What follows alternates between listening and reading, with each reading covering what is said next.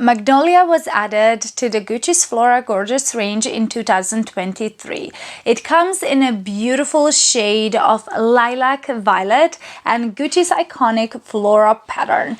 Thus, the captivating outer packaging represents how this perfume smells. Would this be something you will absolutely love and enjoy, and how does it perform? Well, watch until the end and you will find out. And hello everyone, I'm Miri. As always, I'll rate both the scent profile and performance of this perfume.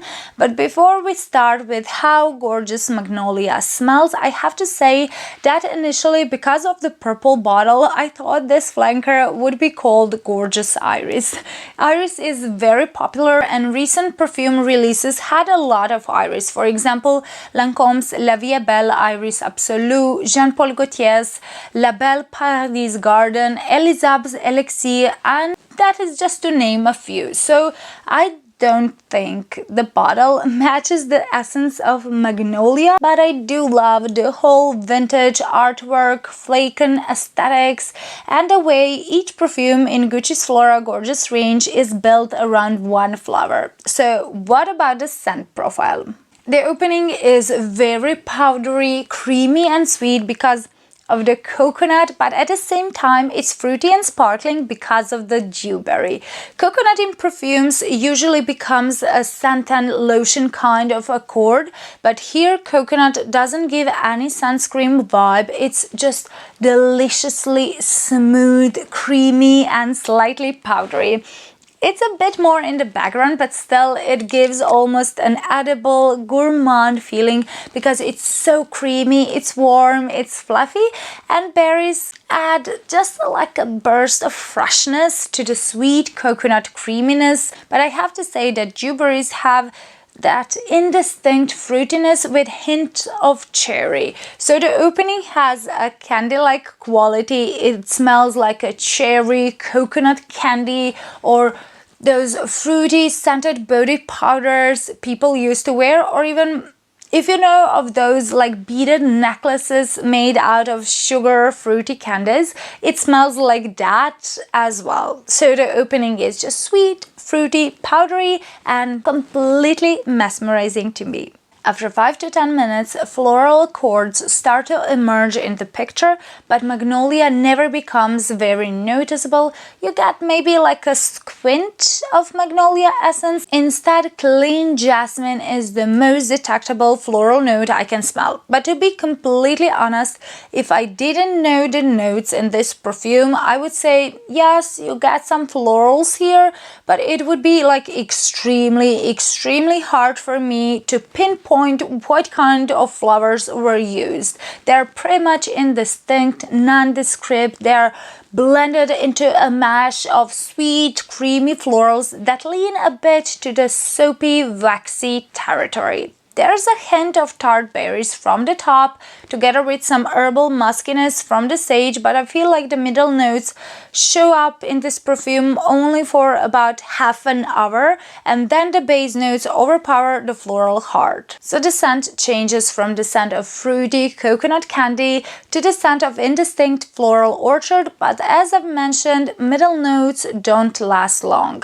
And I feel like Gorgeous Magnolia quickly skipped the scent of floral orchard in the heart because fruity floral notes disappear after half an hour of the wear, and the scent turns into a musky perfume with a hint of discreet, inoffensive, earthy woodiness from patchouli. Musk in the base has two sides, and I guess depending on the day, sometimes it smells like a Play-Doh on my skin and very powdery, although in the air it's not that noticeable, while sometimes it has like this sour tart aroma, maybe because of the clary sage, and somehow it gives a hint of like vinegar scent. So overall, in the base you get a skin like sweet musk with patchouli that has a shampooy scent, and you can smell sweet, clean, musky aroma like you've just showered. Because of the name, I thought this will be very Magnolia prominent scent, but Magnolia isn't noticeable at all, so both the name and the color of the bottle simply don't match this scent. I think the white color would suit this fragrance much more because Coconut, jasmine, and musk in here are all white colored notes. Also, I thought because of the coconut, this might be a very warm tropical flanker in Gucci's Flora Gorgeous line, but it's not. Coconut gives just some creaminess to the scent, and although you get dewberry in the top and patchouli in the base, this isn't a patchouli either. So it turns out that this scent doesn't deliver almost everything you would expect based on the packaging and the notes. It's not very floral, and especially it is not a Magnolia dominant scent. It's not tropical, although it has coconut, and it's not a patchouli perfume either. It's an enjoyable mix of notes. It's nice, light, pretty, and feminine scent, but it doesn't decide what it wants to be. So it feels a bit like it's all over the place, although still it is very pleasant. To me, the best part is the coconut cherry-like opening. Sweet floral heart is enjoyable, while the base is very clean, musky. It's generic and nothing special. So you get candy-like top, cottage garden heart, and shampooy base. Overall, this is a likable perfume. Is it unique? No, it's not some sort of olfactory masterpiece. It's nice, likable, pleasant, easy to wear perfume. It's sweet, it's fruity, it's floral, it's clean. There's nothing not to like about it, but also nothing that will make me fall in love with it. Gorgeous Magnolia, in my opinion, would be best for daytime activities in spring and summer, and I just can't see this as an evening or seductive perfume. It feels very innocent and youthful precisely because it starts with a delicious candy or like a buttery cookie aroma, but most of all, this is a very sweet fragrance, and therefore I feel like this will be much better fitting for teenagers or younger girls, or when you want to feel young, flirty, and nostalgic. So my rating for its scent profile is 6.5 out of 10. Unfortunately, the scent isn't long lasting, and actually neither one of the florals in the range doesn't have great staying power either. I get about 3 to 4 hours of longevity on my skin, so you need to reapply this perfume every few hours, and that is, for this price, a bit unacceptable. Actually, this is unacceptable for me.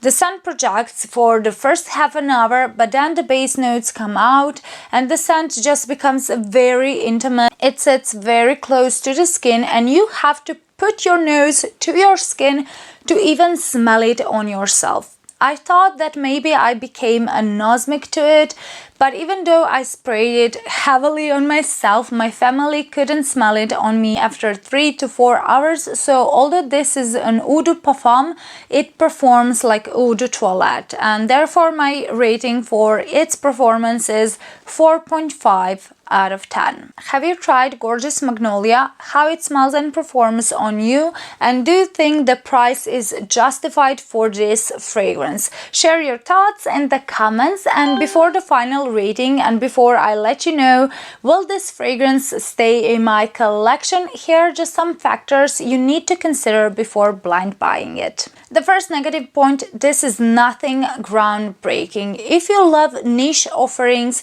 and if you tried a lot of different type of fragrances, then this one won't be anything mind-blowing or unique for you. But I can say this is very pleasant and overall a nice scent. It smells familiar and it has a mass appealing effect, and I don't mean that in a negative way. And the second negative point is artificial scent. Dewberry and floral accords here don't smell natural. They are artificial and synthetic, but don't think the scent will smell like plastic. It doesn't. But it doesn't deliver the actual fruity juiciness or floral elegant texture, because both fruits and florals are indistinct.